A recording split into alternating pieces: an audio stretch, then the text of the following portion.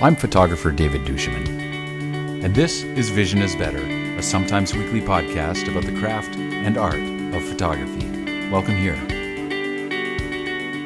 Hey everybody, this is the episode about Auto ISO. I've had a lot of great questions about do you use Auto ISO? How do you use Auto ISO? Should I use Auto ISO? What's Auto ISO? And honestly, I didn't have a really great answer for you because I hadn't used Auto ISO more than a couple times and I hadn't explored it. And then a couple weeks ago, I was in Isla Mujeres and I was photographing these whale sharks, and it occurred to me that it was a really great opportunity to play with that because I knew I wanted a certain shutter speed, I knew I wanted a certain aperture, and I was quite okay with the camera making some of those other decisions because I was underwater, I was trying to hold my breath, I was trying to stay out of the way of these big whale sharks, and there was just a lot going on. So I started playing with it. I'll get back to that. What is Auto ISO? Auto ISO basically sets in the camera the ability for the camera within certain parameters to choose your ISO for you, so that in shifting lighting conditions, when you have other things to pay attention to, the camera will make those choices for you. So most of the current batch of DSLRs and probably 4/3 cameras mirrorless of multiple varieties, allow you to, in the settings, go to Auto ISO and set an ISO sensitivity, which is basically, here's my preferred. I would like, when possible, to shoot around 200 or 400 ISO. Will also allow you to set your max ISO. So if you know your camera isn't really great at anything past 1600 or 3200, you can set that. Don't go past 3200, don't go past 1600, that's your max ISO setting.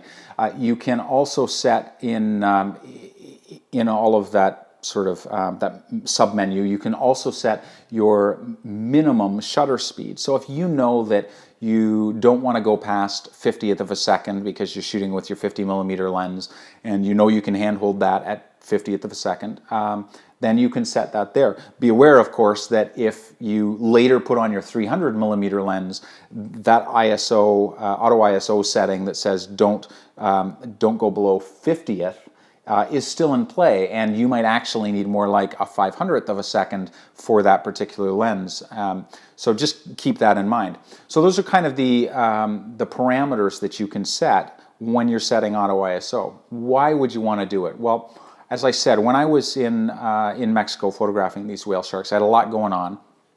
The light was changing. My position to the light was changing. And I knew I wanted 500ths of a second or even faster. And I knew that I wanted a certain f-stop because I wanted as much depth of field as I could with these whale sharks.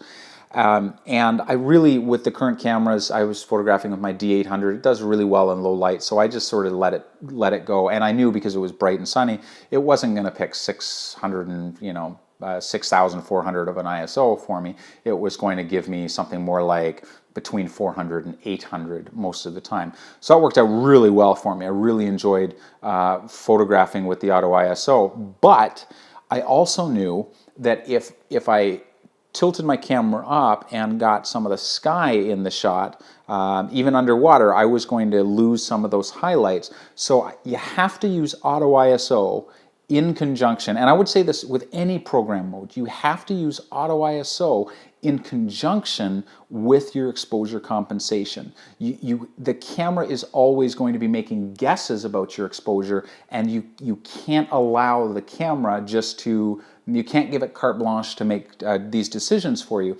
So my suggestion is use Auto ISO if, for example, you're a wedding photographer, or maybe you're a travel photographer and you're going in and out of temples, dark temple, bright market, dark temple, bright market. That allows your Auto ISO to go up and down. You can shoot it in shutter priority, in aperture priority, or like me in manual, and have the Auto ISO going up and down. In order to keep your ISO as low as possible. So if you're in that situation and you're telling the camera don't go above 1600, you know you're never going to get above 1600. You can control the noise in your images. So that's helpful. I shoot in manual mode with Auto ISO, at least I did.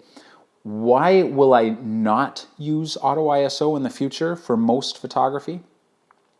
I don't like second guessing my camera. I know that the minute I put it into program mode, any program mode, including fully manual with auto ISO, that's a program mode essentially. The camera is now metering the scene, making decisions about what I want that scene to look like, and I want that decision to be mine. So if I'm already making decisions at 500th of a second, f2.8, why not make my decision about auto ISO?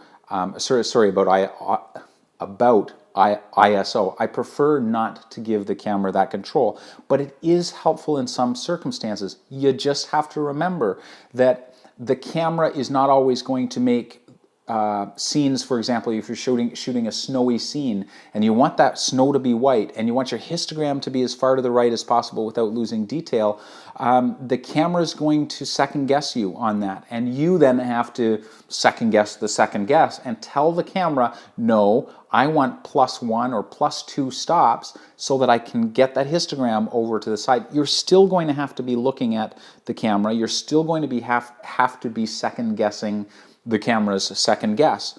So for me, I prefer the control of fully manual, including ISO. But auto ISO could be a very helpful tool depending on the kind of photography you use. So just remember, auto ISO, you can set your parameters. So make sure you go in when you turn on auto ISO, tell the camera, I don't want it to go more than this. I don't want the shutter to dip below here. And this is my preferred ISO sensitivity. I want 400. And then make sure you're using it in conjunction with exposure compensation. EV compensation has to be, even if you're not using ISO, frankly, if you're using a program mode, you need to be using EV comp, because you pick your camera up, you've told it, I want f4, and you pointed at something, and then you pointed at something else, and something else. Even if it's slightly different, the computer and the camera will read your exposure potentially quite different, and it could give you a real shift in exposure from one to the other. So you need to be keeping an eye on your histogram and using your EV comp, a little up, a little down, a little. Is it too bright? Knock it down a bit with your EV comp. So in a sense, even though you have all these fantastic exposure program modes, you still have to be second guessing it. So that's why I use manual, because if I'm second guessing the camera anyway, if I have to fiddle around, I do better just having it in fully manual mode. But that doesn't mean that auto ISO can't be helpful. It's just the reason when some of you asked me, when I said I use manual, you said, well, what about manual but in auto ISO? I would argue that's not manual, that's a program mode, and now I have to second guess my camera. So that's what it comes down to. So if you're going to use auto ISO, make sure you understand how to use it, make sure you set it to the parameters you want to. Remember, you set it to a minimum shutter speed of 1/50th, and then you suddenly throw your 300mm lens on. It's going to make things potentially difficult for you. So just keep in mind that the camera can only make decisions based on what you have told it, and you may need to tell it to change its parameters occasionally. And if you're going to use auto ISO, just get real familiar with that EV comp, because you, generally speaking, want that histogram as far to the right as possible, but without blowing out highlights. There are going to be times when you want it not quite as far and you want to work with those shadows. That's also your decision. You're going to need the EV comp for that as well.